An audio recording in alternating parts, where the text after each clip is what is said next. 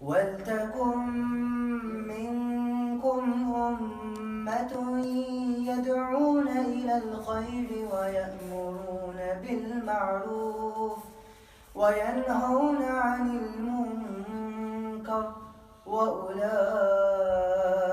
هم المفلحون. ولا تكونوا كالذين تفرقوا واختلفوا من بعد ما جاءهم البينات وأولئك لهم عذاب عظيم. يوم تبيض وجوه وتسود وجوه فأما الذين اسودت وجوههم أكفرتم بعد إيمانكم فذوقوا العذاب بما كنتم تكفرون. وأما الذين ابيضت وجوههم ففي رحمة الله هم فيها خالدون. تلك آيات الله نتلوها عليك بالحق وما الله يريد ظلما للعالمين. ولله ما في السماوات وما في الأرض وإلى الله ترجع الأمور.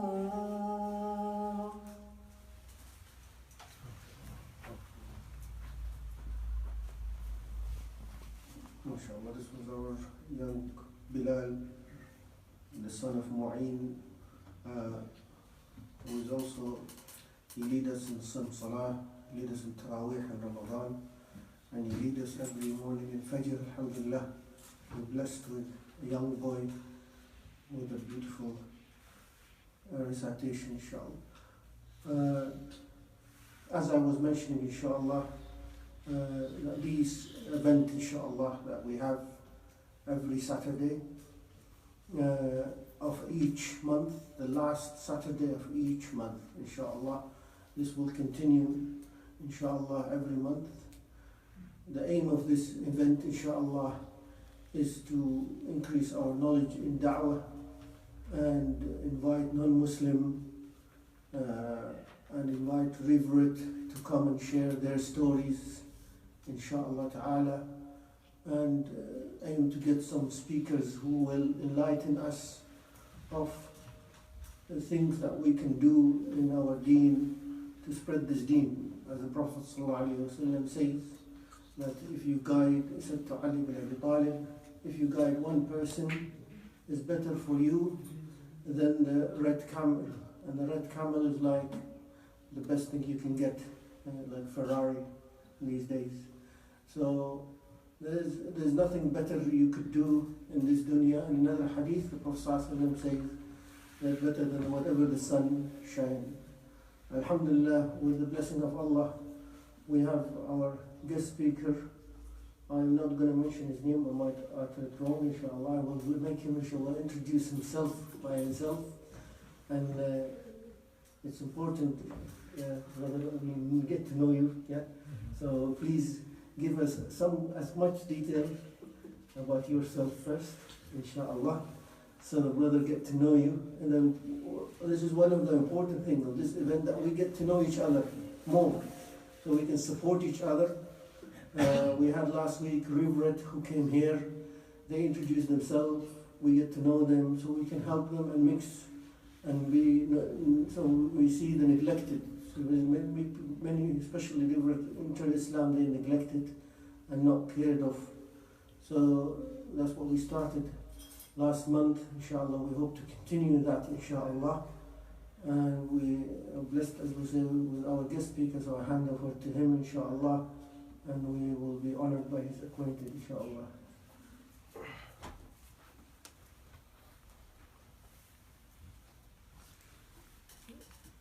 You want to sit down?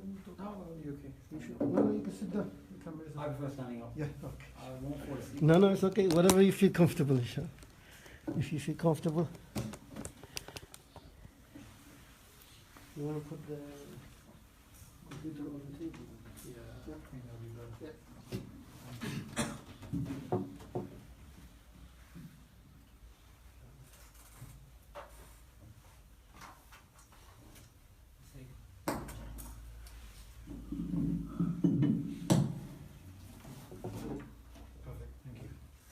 Assalamu alaikum.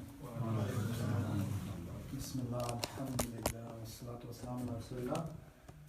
So, before I introduce myself, I always like to start off with a story, and then maybe I can explain who I am and what I'm doing here.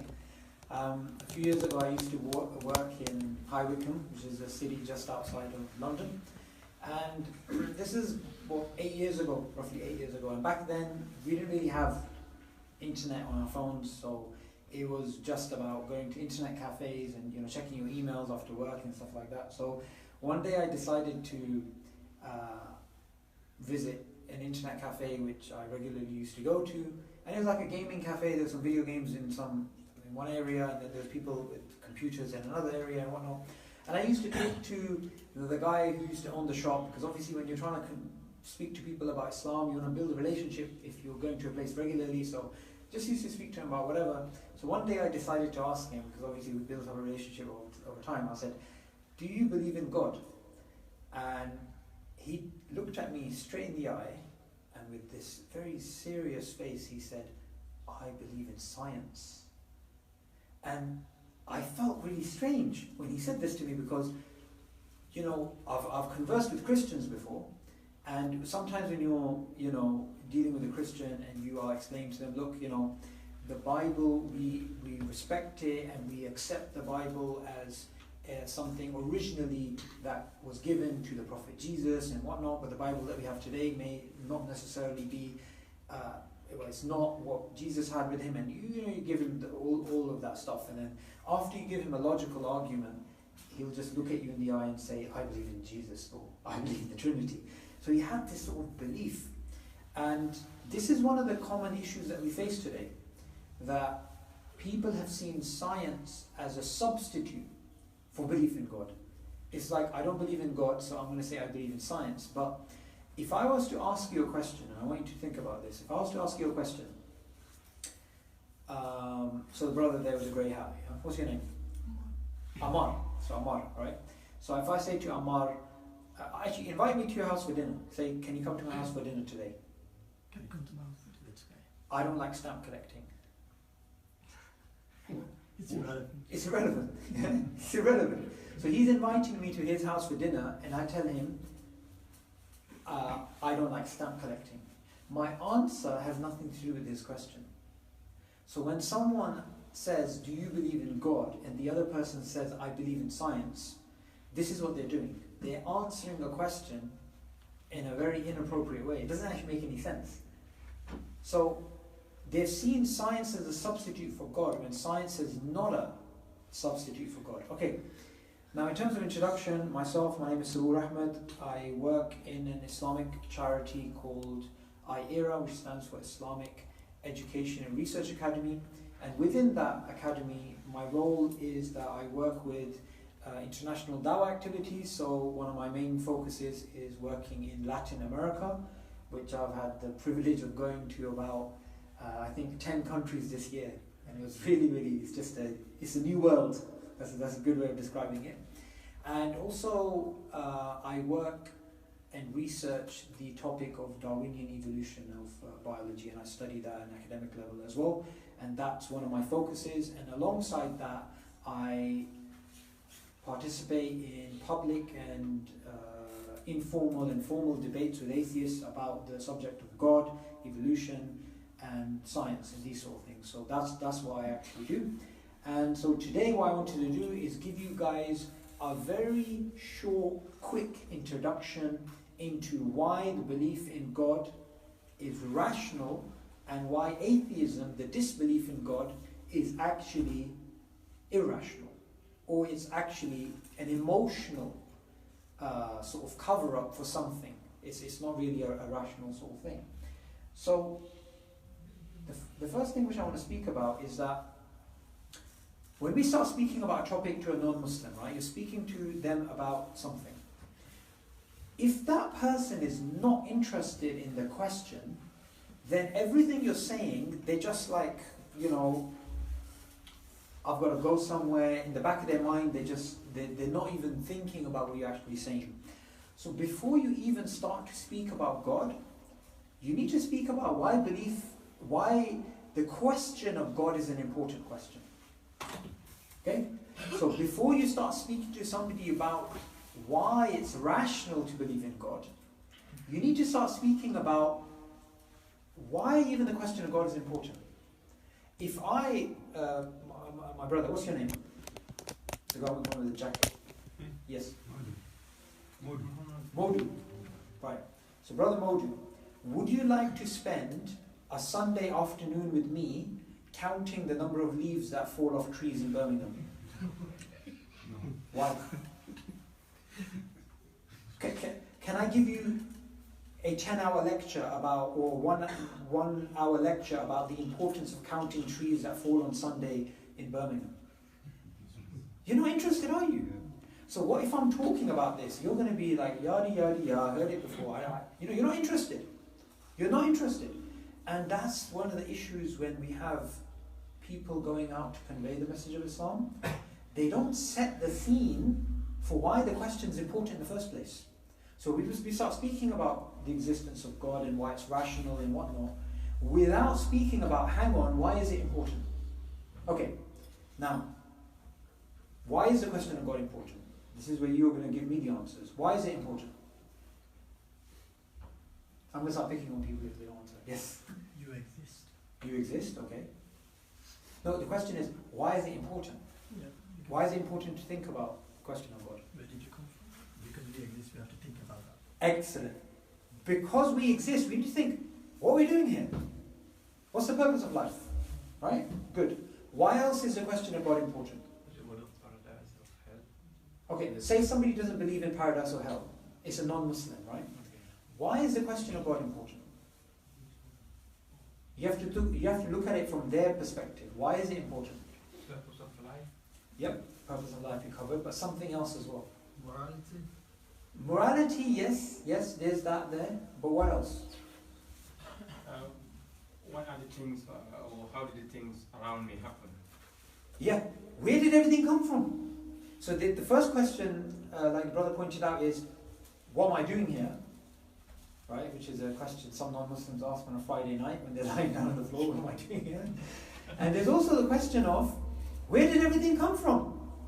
Where did all this design and order and structure and people sitting around and talking and philosophizing and theorizing, where did all this, the whole world come from? Where did all these things come from?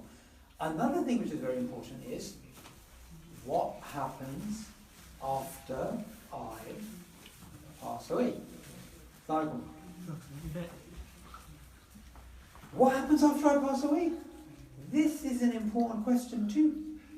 Because if you are just thinking about this life and you're just focused on this life and you're focused on your education, you're focused on your job, you're focused on your marriage and your kids, and you're focused on a new house you're going to buy, when somebody asks a question about death, or reminds you about death, or reminds you about how short this life is, or reminds you about the fact that death is inevitable, automatically you start thinking about questions to do with God.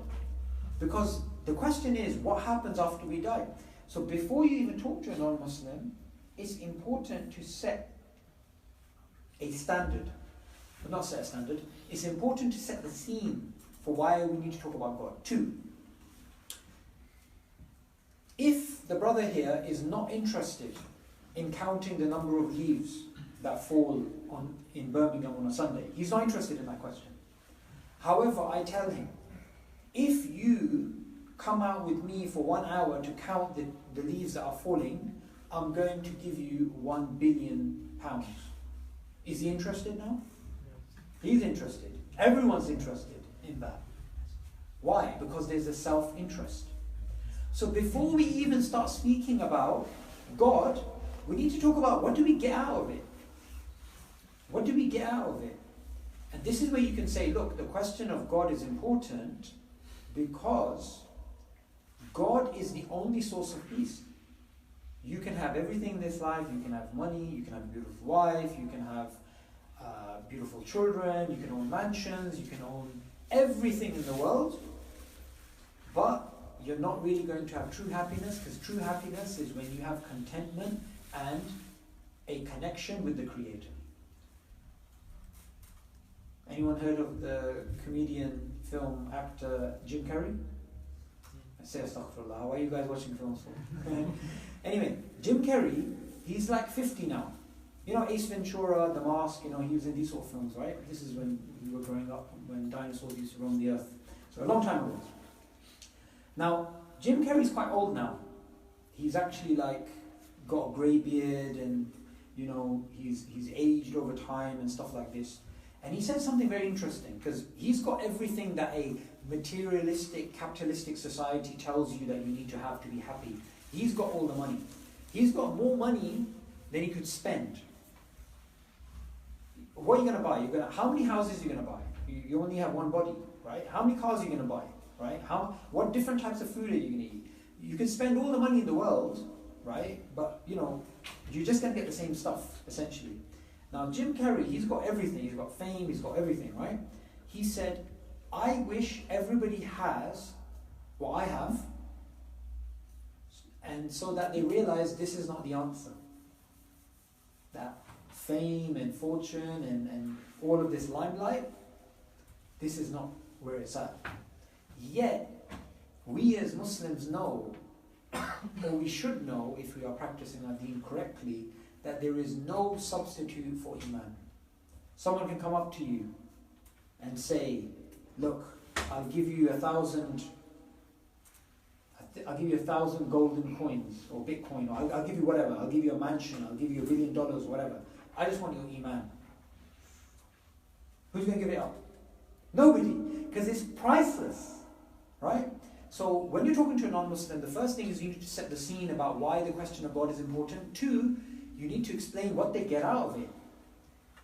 Because belief in God would lead you to having a connection with God. But disbelief in God would lead you to spiritual depression. You'll never be happy. Okay, also, if somebody says, I don't believe in God, what should our reaction be? If somebody's a non-Muslim, they say, I don't believe in God. What should our reaction be? Shocked? Okay, apart from being shocked. After being shocked, what would you do? Yes, Sheikh. Find an answer, give him a solution. Give him a solution? Okay. Feel sorry for him. Feel sorry for him? Maybe give him some loose change? Okay. A very good question to ask is, what type of God do you not believe in? Because some people, when you ask them, do you believe in God? They say no. Then you say to them, what type of God do you not believe in? Sometimes the God that they don't believe in is a concept which doesn't make sense anyway. For example, a few years ago, I was speaking to this woman in South London, and she came to our dawah stall, and I said to her, do you believe in God? She said, I don't believe in God. I'm an atheist. So I said, okay, so as we were carrying on our conversation, she described God as a really big human being in the sky, and she had all these ideas. And I said to her, listen, that's not God. This is what God is. Let me explain to you. So I took out the Quran, I gave her Surah Ikhlas. I said, look, God is one, unique. He's not like anything we can imagine. He's the only one worthy of worship. And I just explained to her the Islamic concept of God, right? She said, that makes sense. So her atheism was about a God which doesn't really make sense. And sadly, actually, a lot of people, when you say the word God, they're thinking of something totally different to what we're thinking of. So it's always good to clarify that. Okay, next. Next question. Where does the belief in God come from? Why do people believe in God? Muslims, non-Muslims, is irrelevant for now. Why do people have a belief in a creator? Natural disposition. Natural disposition. It is a very natural thing to believe in God. It is a basic thing that you have a human being, they live on this earth, and they have this natural inclination to believe in a creator. Now, what proof do we have from Islam that this natural position exists? And what's the name of it? Fitrah. Excellent. And what did the Prophet ﷺ say about the fitrah? It changes over time. Yeah, but what's the narration? What did he say? Every newborn is upon. Exactly. Every newborn is born upon the fitrah. Then their parents turn that person into a Jew, a Christian, a fire worshipper, or whatever. So society has that impact, but as a natural belief. So, what we need to remember is even when we're talking to somebody, we don't need to prove God's existence. We need to remind them of God's existence. There's a difference between the two. Does everyone get this point? We're not there to prove God's existence. We're not even there to debate God's existence. We're actually there to remind them of something what they already know. Now, the fitrah can become clouded over time. It can become clouded because of sins, it can become clouded because of desires, it can become clouded because of society, it can become clouded because of confusing ideas.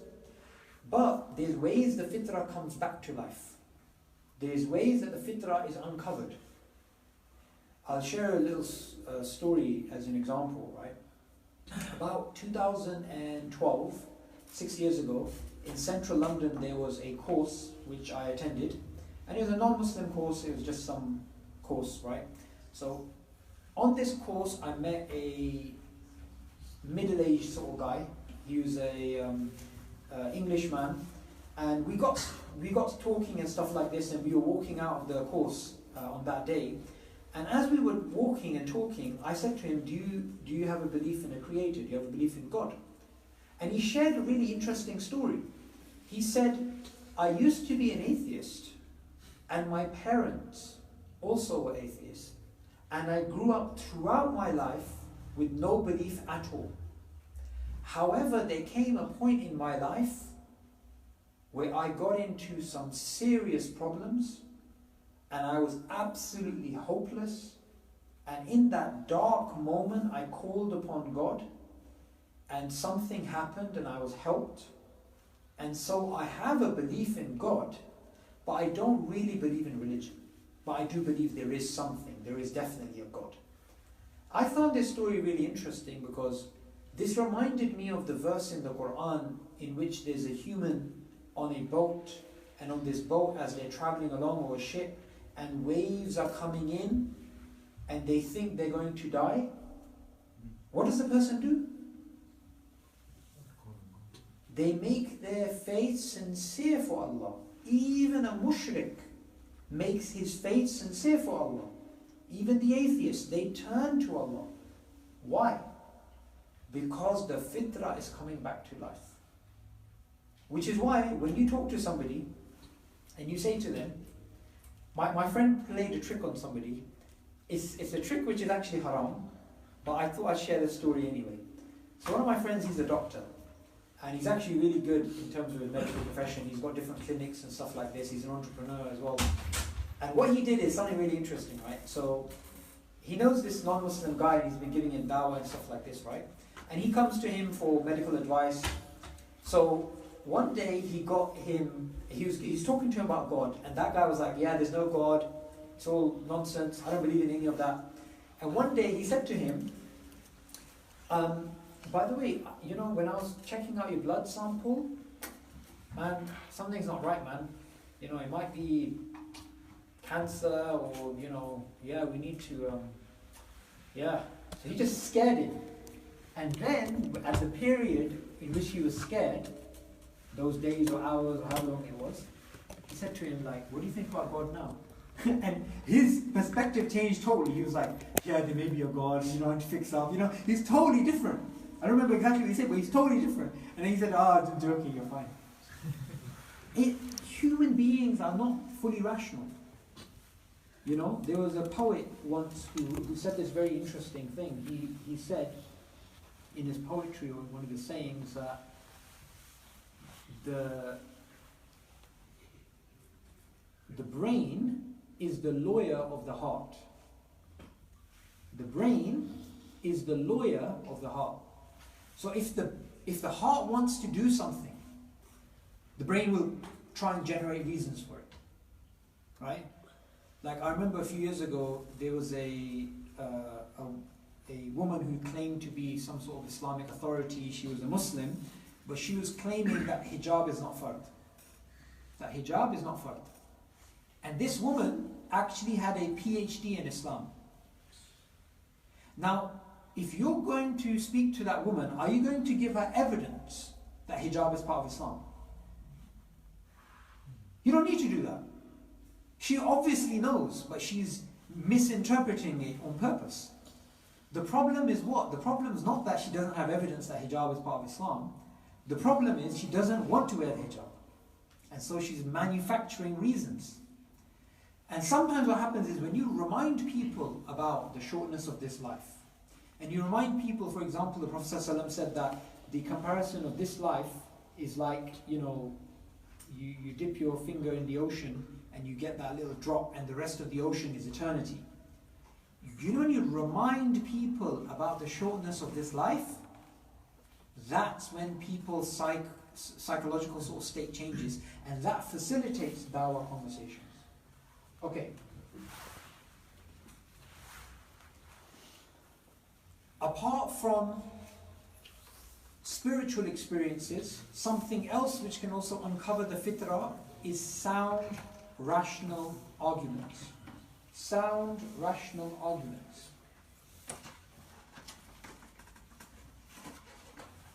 Okay, so a very simple argument which is used for the reminder that there is a creator is an argument which is in the Quran. And that is the argument of looking into nature. So Allah points towards the celestial objects and towards ourselves. And Allah asks us, do you not think? Do you not reflect? Do you not look at this creation around you? Now all of us here, we have mothers. And I want you to consider something.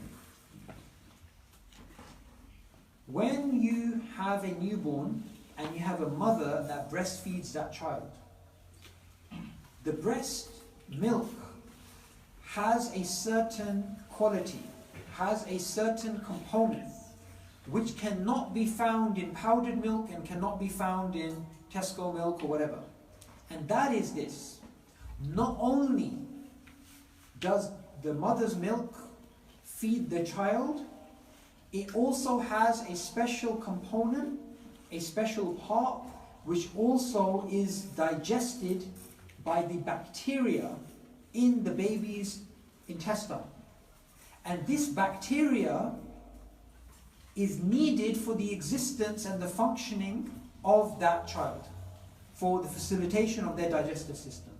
So Allah has created a mechanism in which not only is He providing for the child via the mother, but also providing for the bacteria which the child needs to have a proper digestive system. That creator, if you reflect about whether it's the small examples like that, or the larger examples in terms of the universe itself, these are all signs which Allah points towards. I remember a friend of mine giving me a very powerful story. He used to be a militant atheist, and he was studying evolutionary biology at university, and he used to bash religious people. So he had not only atheism with him, not only Darwinism with him, he was also very anti-religion. So he was like, if you like, the perfect storm in terms of someone who would be attacking God.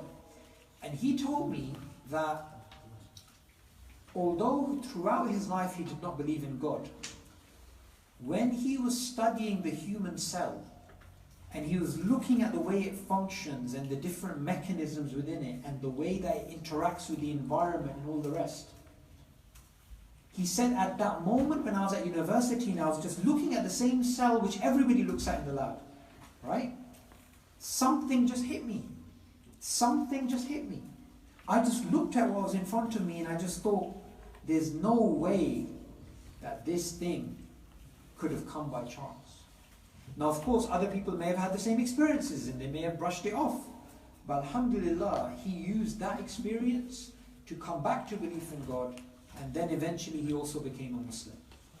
So the natural world, as Allah points towards, is a sign of the Creator. Okay. Apart from that, I want you to consider that human beings actually have a spiritual component. So if somebody doesn't believe in God, and they have this sort of thing that God doesn't exist, I don't really believe in God, I only believe in what I can see, and so on and so on and so on and so on. Sometimes with people like that, a spiritual experience can awaken their fitrah.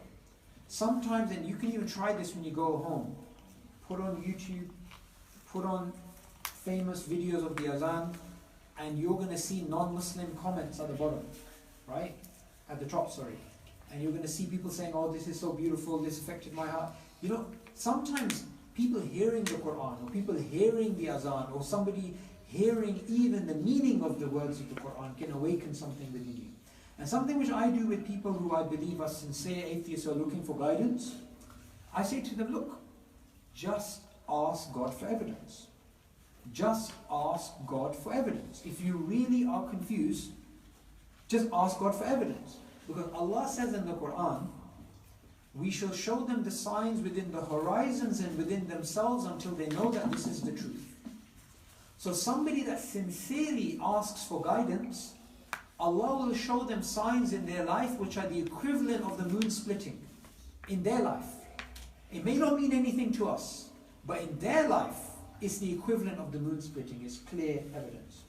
Okay, just before we end, I want to cover what I began off with, which is that some people use science as a reason not to believe in God. They say, I believe in science, I don't believe in God. Now, before I give you the answers, let's do a bit of an exercise. Why does science not disprove God? But there's a question for you guys. Why does science not disprove God? Science deals with the physical, tangible things, it doesn't deal with the metaphysical. Excellent. So science is not there to deal with things which are non-physical.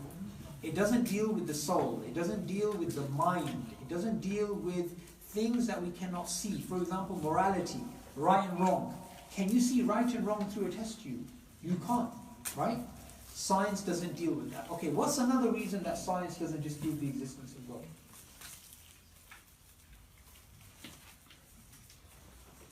Keeps on changing. Okay. Science, at best, what they have over a period of time, as they gain new knowledge, you can revise what you already know. So if something's constantly changing, how can you use it to disprove the existence of God? Okay, that's another good answer. What else? What other reasons are there that science doesn't disprove the existence of God?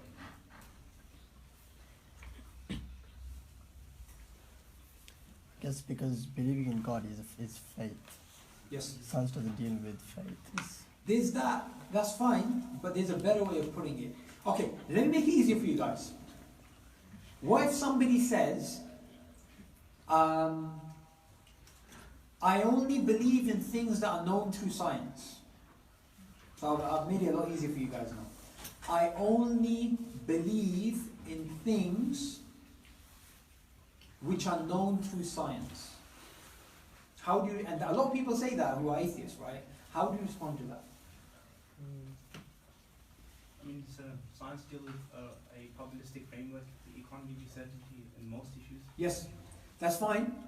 But my question is slightly different. My question is, what if somebody says, the only knowledge is scientific knowledge, and that's how I look at the world. If something, for me to believe in it, it has to be scientific.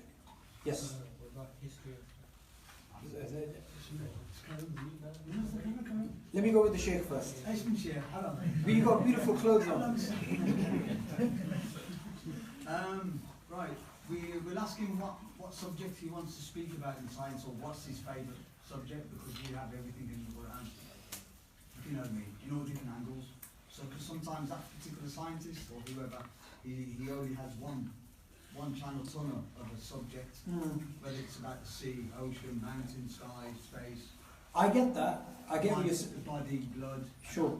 I get that, but my question is different. Okay, so My question is that if somebody says, I only believe in things which are scientific. Yes? What about history? What about history? It's not really scientific. How is it not scientific? Physical sort of scientific study. It's not a physical sort of scientific study. Okay, so give me an example. You're right, but give me an example. I mean, like Roman history, just like stuff like that. Yes. So you can give them an example of something. So for example, how many people here believe Genghis Khan existed? 1, 2, 3, 4, 5. Is that it? Normally it's like everybody. Fine, let's try something else. Alexander the Great. How many people believe he existed? Okay. How many people believe Caesar existed? Julius Caesar. Okay. How many people believe that Napoleon existed? Right. So we're taught that these people exist. But how can you actually know if these people exist using science? You can't. These are historical figures which we know through testimony.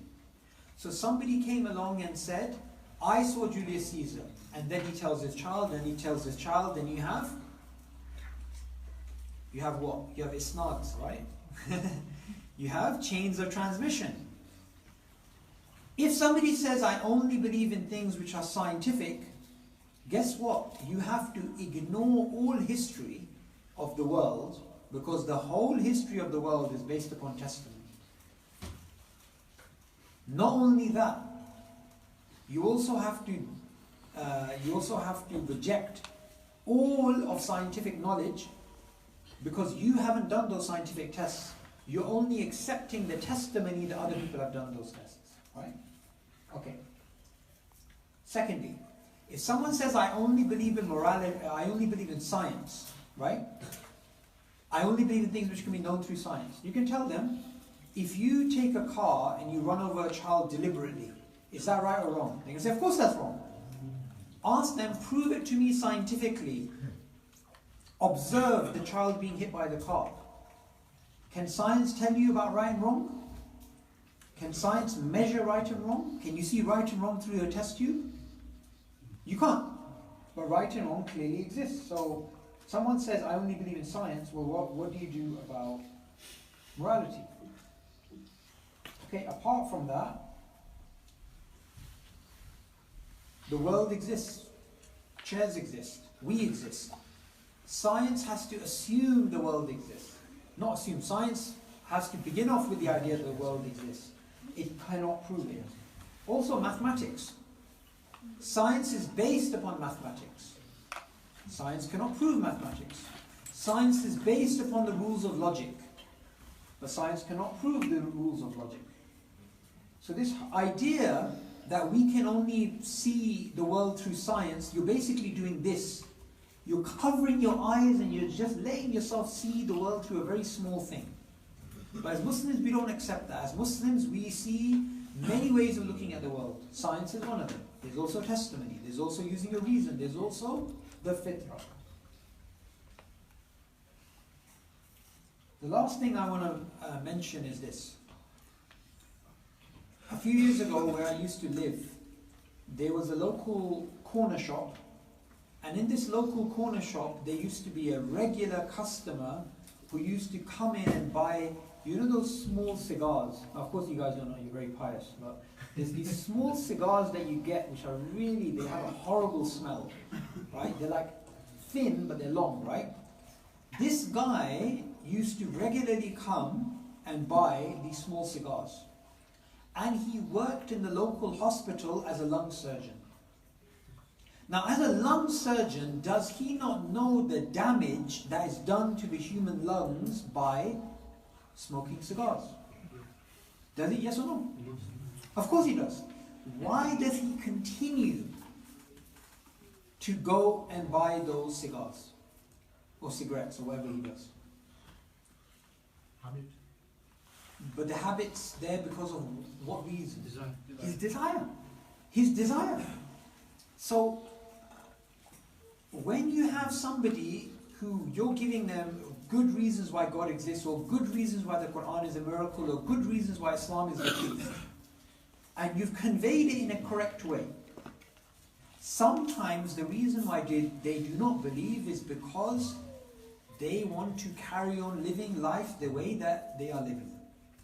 Islam is a religion in which you have the entire world in front of you with all these desires and these things, and Islam tells you that these things are not good for you, and these things will not give you long-term happiness.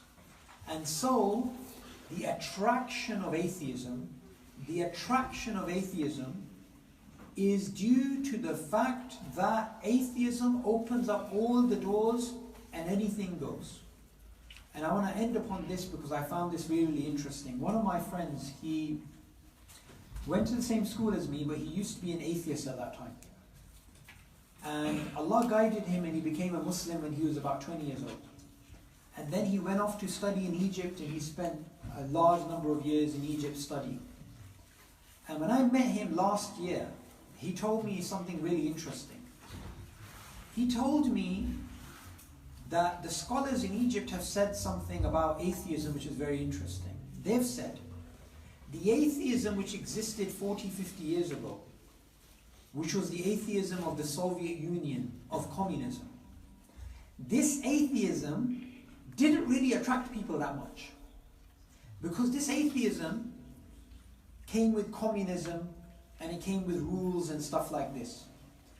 But the new atheism that we have in the world today, this new atheism, it comes with liberalism, it comes with open sins, and it comes with, supposed freedom and all the rest.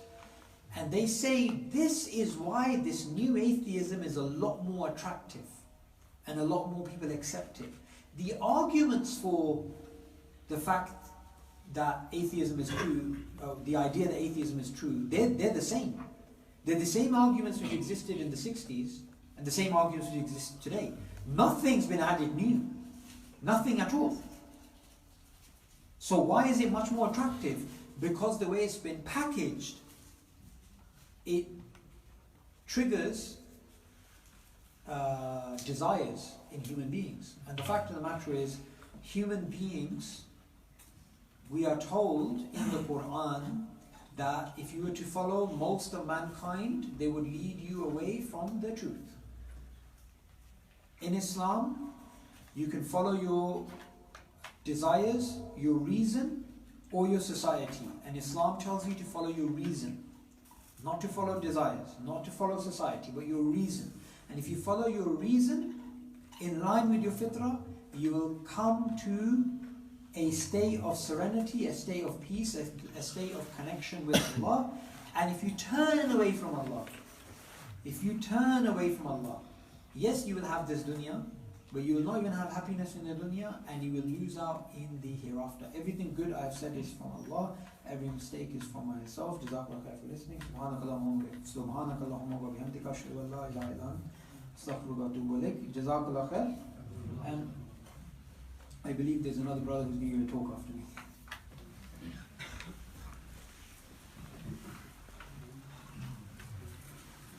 Barakallahu fikum. Beautiful, beautiful. That's exactly what we were hoping for. Alhamdulillah, Allah subhanahu wa ta'ala sent Suboor to us to give us this critical thinking how to deal with these sensitive questions that we are bombarded with, especially the increasing number of atheists in our society. And I'm sure especially children in the school are facing with this. And alhamdulillah, we have some youngsters today also joined us. We hope that we have more youngsters next time, inshallah, so they can spread the deen. The next generation are facing new challenges, and these hints that our brother highlighted. They are one of our tools that we Muslims ought to use to enlighten, to fight the deception of shaitan. Allah subhanahu wa ta'ala says that you come down, you are enemy to each other. We are enemy against the shaitan. We have shaitan that's spreading filth in the mind of these people. We are fighting shaitan. We're not fighting these human being individuals. We're fighting the thought of shaitan and the idea of shaitan, deception of shaitan that has been corrupted in the mind of these people around us. And Allah subhanahu wa ta'ala says, you came on earth to be an enemy against shaitan. So we are a soldier of Allah against the shaitan. And we need to fight this war. That's why Allah sent us on earth, to fight this war against shaitan. And the ideology shaitan is spreading, especially the science, and thinking that science actually disbelieve in Allah, where we've seen opposite, that many reverent actually they came to Islam through science, and great scientists became Muslim because they studied science. That's what made them to come to Islam. So it's not the case as they claim. Alhamdulillah, we pray to Allah that we have Brother Suboor more, inshallah, maybe next month, inshallah, if he's available. Allah subhanahu wa ta'ala, if you're not available, then you need to send us someone, inshallah. Inshallah. Inshallah, one of your colleagues who are, inshallah, can also. So, inshallah, our brother Bilal, he's been called to work, as he works with agency, he's been called to work. We were hoping our Bilal from Germany to come and have a talk on how is his journey to Islam. But we have a brother there. I know him, he's a very shy brother. But alhamdulillah, inshallah, he's here. You can talk to him, inshallah. We can learn from him one-to-one about experience, how he entered Islam and what hardship, and we can, inshallah, learn. Wallahi, we learned last week from Reverend a lot, and I'm sure we can learn from any brother. So there's our brother Reverend, we have a brother Samir there in the back, as well as shy brother. We have two, yeah. So, but he is welcome to. We need to mix with this Reverend, learn how their journey to Islam, and take them as an example when we make da'wah to non-Muslims. So, brother, I know a Reverend, brother who embraced Islam, he might help you. So we can refer them to our Reverend brother. Allah subhanahu wa ta'ala chooses, he chose messenger from his own people. Sometimes our British brothers, they are a tool, to guide others, inshallah. We need to direct them, inshallah. Brother Samir is trying to gather all the Reverend together and make this like a system that we can use these brothers, inshallah. So we will meet, inshallah. We try to get them.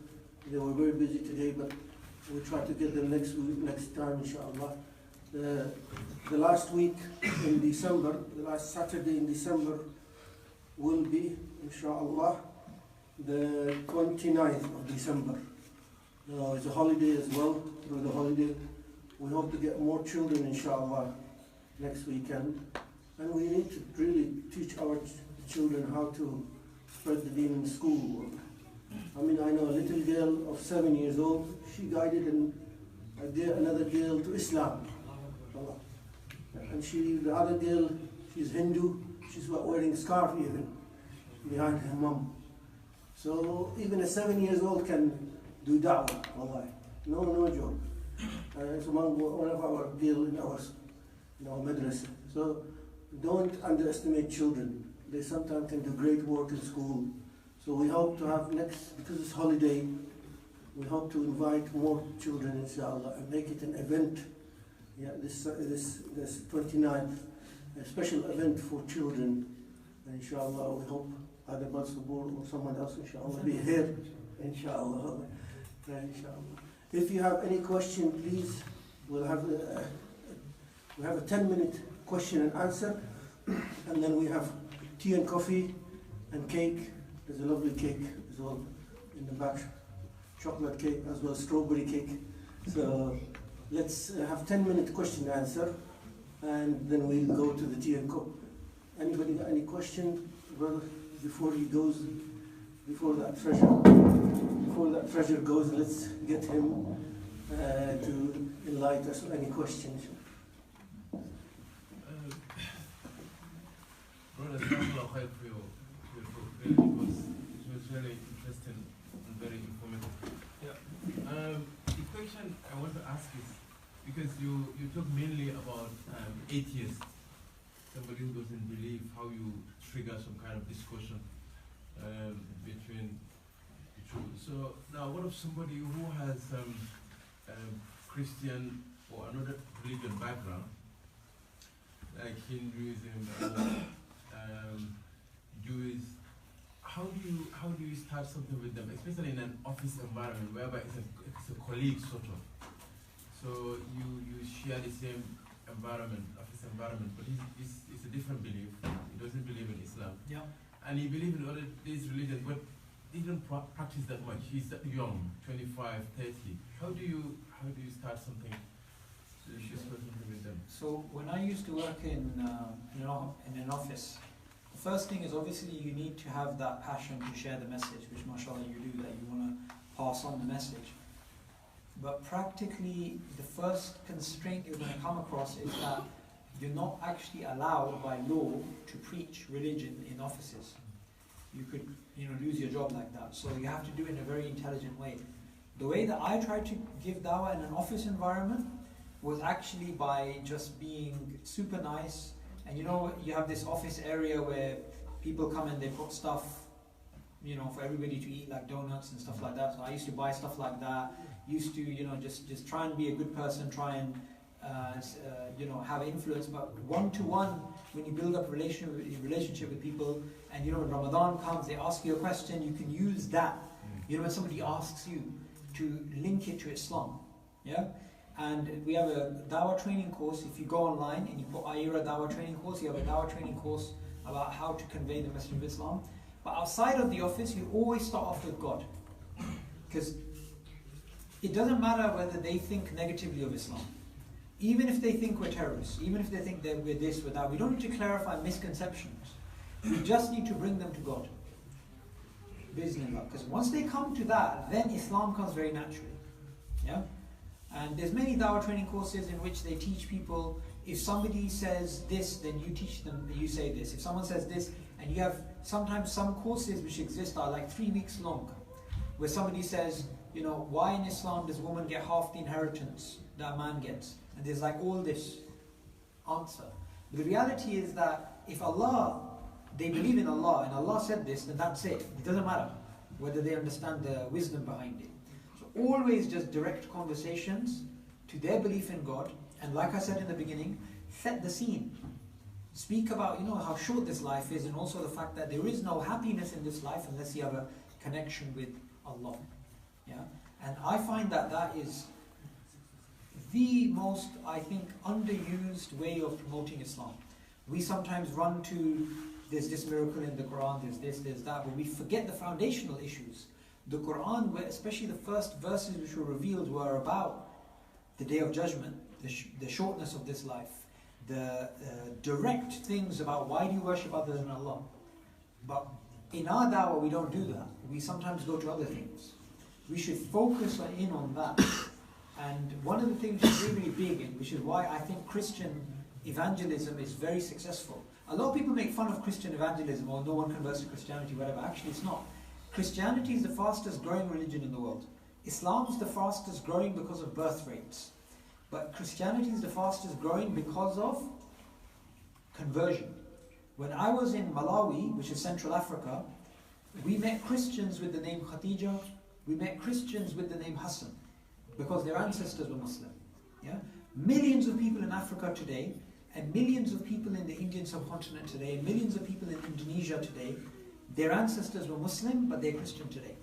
Because Christians use the concept of love. Yeah? They say, look, God is loving, and people, they need something in their lives. So you sometimes, I even know of an atheist who studied philosophy at Oxford University, and you can imagine what type of mind he had, being super rational and everything, yeah? He converted to evangelical Christianity, which is like a really militant type of Christianity, if you guys know, yeah? Because human beings fundamentally, we need a connection, yeah? So, because remember, people are not moved by logic. Logic is, you can use that to show Islam is true, but people are moved by emotion. So if you do that in the dawah, you'll go very far, inshallah. Yeah, my question is, Yes. Somebody said they believe in the sun. In? The sun. Sun. Sun. Sun. The sun was the God, Allah. Oh, see, the They sun. worshipping the sun, worship. Like Allah says in the Quran, do not worship the sun. Allah created the sun, created the moon. You know, the thing which I like to do sometimes, this is just my own thing which I try out. I just like to give people verses of the Quran. Because sometimes when you're talking to somebody about Islam, they look at you and they look at the Muslim community and they look at, they keep looking at all these negatives, but sometimes when you just give someone a copy of the Quran and they read it themselves, they just get the full message themselves. So I would always just give people Quranic verses. So if you can't give them verses because you can't remember them, give them the meaning of the verse, what it's trying to convey. Any more questions? 2 more minutes. Last question.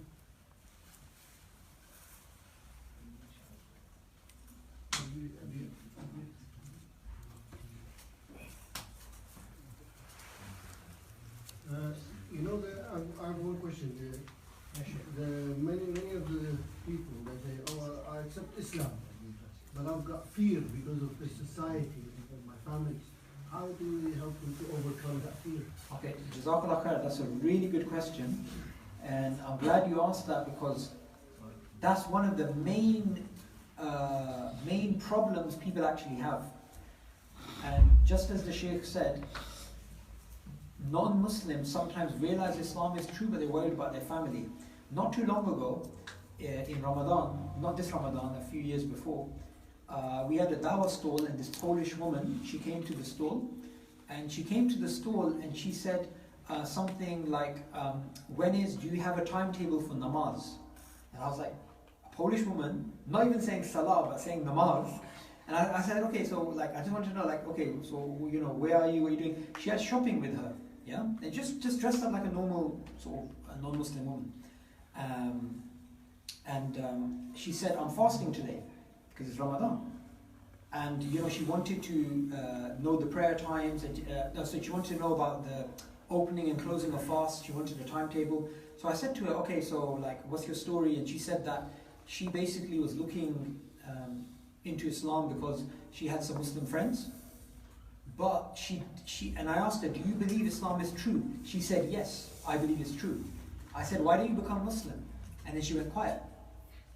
And then, I carried on the conversation. And then I was like, this is really odd. She's fasting, and she's clearly practicing, and she's very interested in Islam, and she knows quite a bit, and she says it's true, but she's not Muslim. So then I sort of tried to push her a little bit and say, obviously not physically, yeah? Try to just push her a little bit and say, okay, look, why aren't you Muslim? And then she just basically said, as the Sheikh said, she's scared of her family. So what do you do in this situation? The first piece of advice that I would give is this. Look at what other converts or reverts have said has helped them. Every situation is different. Never to a new Muslim should you tell them what to do. Just give them options. Yeah. So the first thing is, a lot of new Muslims, what they did when they accepted Islam is they didn't tell anybody. They just kept it to themselves for a year or two. So that's the first thing. Because some people think I need to tell everybody. And there's been times where I've actually had to tell new Muslims, especially somebody I know who recently accepted Islam. He accepted Islam and his family are from a Hindu background. And I know that Hindus and Muslims, especially from India, they have a lot of baggage. So I told him, don't tell your mum. But he did. You know, some people don't realize that how damaging it is. The second thing apart from that is realize you need to build yourself first before you can talk to other people. Yeah? So if you just barely accepted Islam and you don't even know your basics, and you try and speak to your parents and they say something, they might put a doubt in you. Yeah? So the first point is no need to tell anybody. The second point is, build yourself, build your iman. In fact, a sister asked Abdul Rahim Green that, my husband is a Christian or non-Muslim, and she's a new Muslim, she just accepted Islam, so what shall I do? Now this is a very tricky question, because we know clearly a Muslim woman cannot marry a non-Muslim man. That's clear. There's no two ways about it. There's another opinion. No, there isn't. Yeah? It's clear. However, through our experience of working with new Muslims, if you tell them that directly, the woman will actually apostate. Rather than leaving Islam, rather than leaving her husband, she'll leave Islam. This actually happens a lot. So, Abdul Rahim said to her, look, just focus on your salah. As in, build yourself first. Because before you can do anything, you have to build up your iman. So, like I said, the other thing which I said is, look up videos online, and there's lots and lots of videos about where new Muslims speak about how they accepted Islam and how they dealt with the challenges that they actually faced. I found that sometimes we have to realise that, from my life experience, and we know that he wants to become Muslim, we need to make sure we tell him to become Muslim at that time and moment. Yes. Because we don't know whether we're going to die or not. Absolutely. This is a very subtle point, but it's very important that sometimes that person, they've now realized, say it's been 2-3 months, they've now realized it's true. You didn't actually have to ask them. You know, the old saying, if you don't ask, you don't get. Because some people, they just keep delaying it. I mean, I know of people that prayed for an entire year and they fasted the full month of Ramadan, but they still didn't take Shahada. Although they were saying the Shahada in Salah, but they formally didn't accept Shahada, to take Shahada. Sometimes you have to say, look, life's short, you may not get home tonight, you may die in an accident. Yeah? You may discover tomorrow you have cancer. So get people there and then, if they believe it to be true, it's good to sort of create that sense of urgency. Yeah? Okay? Excellent. Jazakallah khair.